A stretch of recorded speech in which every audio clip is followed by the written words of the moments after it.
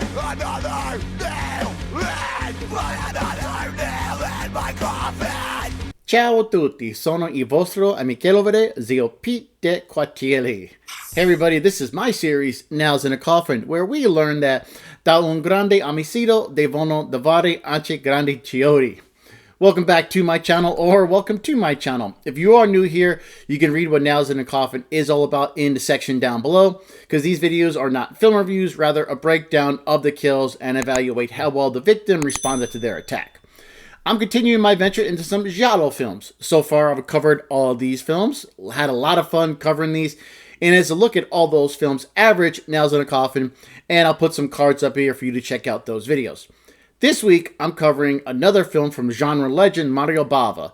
We're nailing a movie released in 1970, Hatchet for the Honeymoon. If you're unfamiliar with Hatchet for the Honeymoon, the movie follows John Harrington, the owner of a bridal fashion house, who's haunted by his own traumatic childhood memories. John becomes a serial killer and he murders brides on the honeymoons or women, soon to be married. And most of the kills, they're always in a wedding dress. He grapples with his own psychological demons, attempting to unravel all these mysteries of his past. Now, this giallo is a bit different from the other ones I've covered. There's no whodunit mystery in this. We know who the killer is right away. Also, there aren't many kills in this movie, and it doesn't really feel like a slasher as some giallo can. This movie is much more of a psychological thriller, and, we hear John's thoughts as if he's explaining himself to the viewers. And it's a real interesting twist on the movie, and you can see how the movie American Psycho was probably pretty much influenced by this film. So, vi rassetevi e distendetevi as we give Hatchet for the Honeymoon some nails in the coffin. The film kicks off and we're on a train introduced to John. He emerges from one of the cabins and he stealthily moves down the corridor, spotting the image of a child at the far end, and then he proceeds cautiously until he reaches another door. Placing his hand on the handle, he pauses, experiencing a flashback of a staircase in a slightly distorted image, and then another images of surfaces of a young child looking back at him. John uses a device to unlock the door, then we get another image of this child, and then John walks into this cabin. It's a point of view shot, and we see a wedding dress on a couch, and a newlywed couple are in an embrace, kissing each other. John moves closer to the couple, both currently unaware of his presence, and then he slowly raises his hatchet up in the air. Right as the bride sees him, she screams, and the scene cuts away. We didn't see the actual kill here, but these two people were killed, and I do feel like I have enough to go on to give this couple a nail rating. And I'm going to award these newlyweds 2 nails in a coffin apiece. By the time the bride saw John, it was already too late. She screams and the scene cuts away, but you can imagine pretty much what happens here. The gentleman was most likely struck first, and then his new wife was killed. So they were easily distracted. They were nude, making out with each other, getting ready in the process to go make some whoopee. So there wasn't much to see of the actual attack, but from what we do see here, I didn't see any stupid or foolish mistakes that the couple here made. The door was locked. They were busy with each other, so none of them made really any stupid decisions. So that's why I'm going to give each of them 2 nails in a coffin. I think that's pretty fair.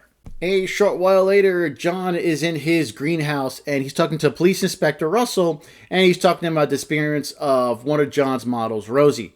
She was a young newlywed that John killed at the start of the film, and the way the inspector is talking to John, you can tell he's suspicious of John knowing more than he's actually letting on. The inspector and John take their conversation outside where we meet John's next victim, Alice.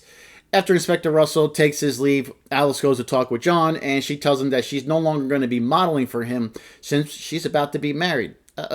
So John's reaction to this news is interesting as he asks her to stay after the models leave for the night. Alice meets John in his studio after everybody leaves, and in the studio, all these wedding dresses are on display. As a wedding gift, he tells her to choose any wedding dress she desires. John leaves Alice to herself so she can try on one of the dresses. Then we hear John's voiceover and we learn more about his psyche. When Alice is trying on her wedding dress, John retrieves his shiny polished hatchet from a hidden compartment inside of a desk. He returns to Alice and she does look gorgeous. She and John share a brief waltz around the studio, and while they're spinning around, John has some more distorted flashbacks of that staircase.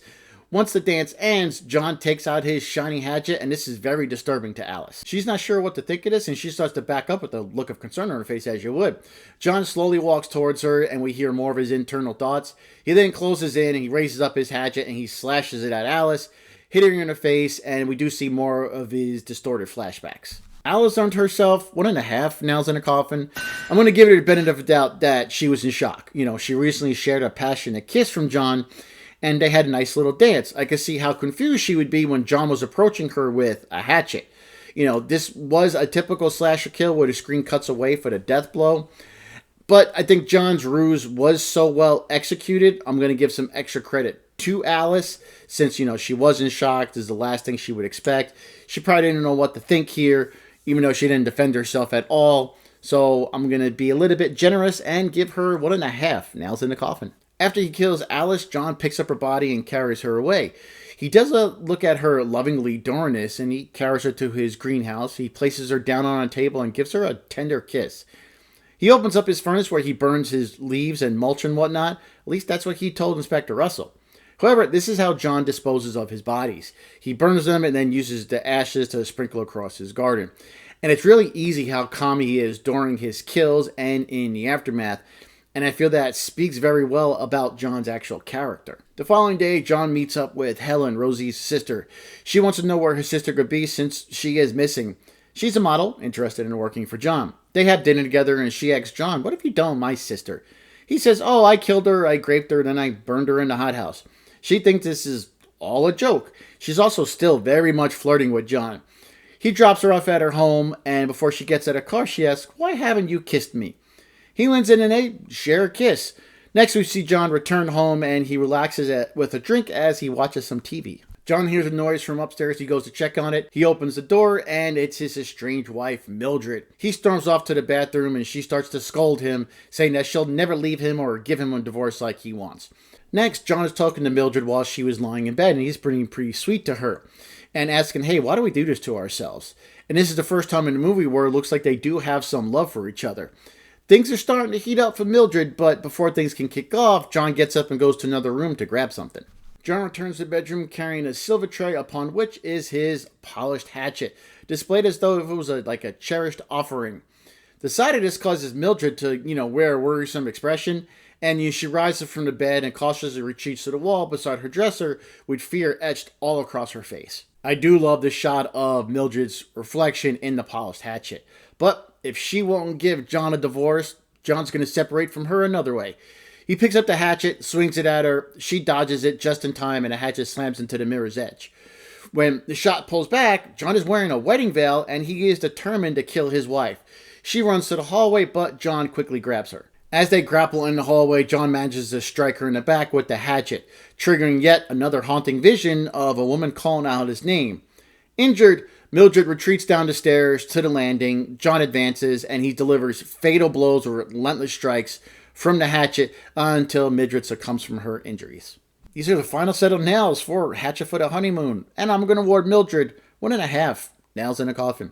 She had an odd reaction when she saw John with the hatchet. She was scared, with a little bit of eroticism blended in. It's kind of weird the way it looked.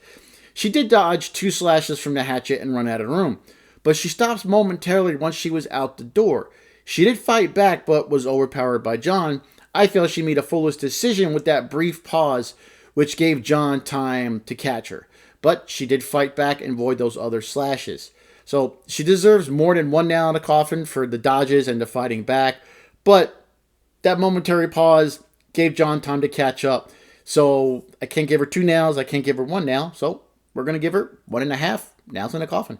That was our final on-screen death in Hatchet for the Honeymoon. But I'm going to go over key moments in the rest of the film. John was having breakfast the following morning. His maid brings out some coffee and pours some coffee into the cup where Mildred sits. John asks her why she poured the coffee. She responds, "Well, your wife asked for it." And once the maid walks away, she turns and it appears that she can see Mildred sitting in a chair, but John doesn't see her. This happens again later on in the day inside his studio when he's talking to one of his assistants. She sees Mildred, but John doesn't see her. Inspector Russell shows up at John's house, but they didn't expect him to be there. Another woman was almost murdered by the killer, and John, he suddenly has an alibi when Helen shows up and says she was with John the entire night. She covered for him so they could be alone. However, Inspector Russell knows he's close to catching John in the act. John is then dancing with Helen, who's in a wedding dress. They sit down and share a passionate kiss, and this is where John has another flashback. We see him as a child looking through the keyhole of the bedroom door, looking at his mother on her wedding night. John is standing in front of Helen. He swings at her with the hatchet, but she blocks the strike. Then we see another flashback where we learn that John killed his mother and her new husband on her wedding night with a hatchet, since John was never happy about his mother actually remarrying. We don't see enough of John actually killing his parents, so I'm going to be unable to actually give it a nail rating. John confesses to Helen that he killed his parents, and he falls to the floor crying, covering his face. She slowly backs away and unlocks the door, letting in Inspector Russell and the other officers in. They take John away without any resistance, and they escort him into the back of a paddy wagon.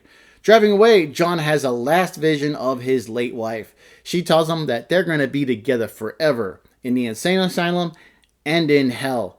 So then John just becomes frantic with terror as the movie ends. There we go, ladies and gentlemen. Those are all mine. Nails in a Coffin 4, Hatchet for the Honeymoon. Here's a summary of all the nails I've awarded.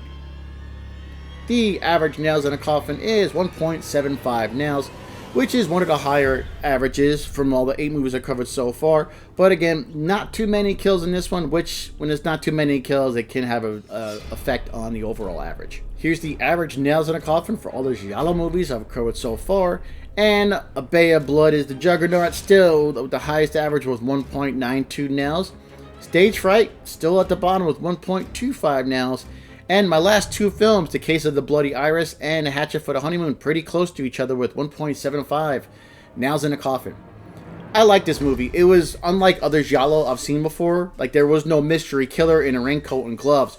But I was still find it very much enjoyable learning about John and these visions. And he was just such an interesting character, where he was so calm with the kills and everything. Yeah, really great psychological thriller in the giallo genre. I really like this one. Definitely should check it out. Real fun movie. So, thanks for watching. Please like, comment, share, and subscribe. You know all the usual. It'd really help me out if you hit that subscribe button. Hit it. And I'll see you here next week where I cover another giallo. So, until then, take care, stay safe, be good to yourselves, and be good to each other. I am your friendly neighborhood Uncle Pete. Remember, with great kills, there must also come great nails.